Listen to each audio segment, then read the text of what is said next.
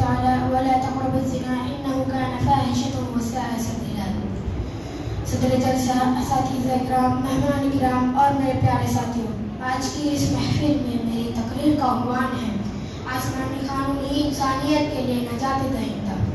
دنیا میں بنیادی طور پر قانون کی دو قسمیں ہیں، ایک وہ الہی اور آسمانی قانون جو انبیاء اور رسول غیر انسانوں کو دیا گیا، دوسری قسم ان وضعی قوانین کی ہے جو انسان کے اپنے وعدے کردہ ہوتی ہے۔ موجودہ دور میں انسانی زندگی کی گٹھیوں کو سلجھانے کے لیے زیادہ تر دار و مدار انسانی قانون ہی پر ہے، جس کے سبب انسان کی کمزوری اس کے بنائے گئے قانون سے چھلکتی ہے، جسے حقیر سمجھ کے بجھا دیا تم نے، جسے حقیر سمجھ کے بجھا دیا تم نے، وہی چراغ جلے گا تو روشنی ہوگی۔ سامنے دلی کے بعد عالمی پیمانے پر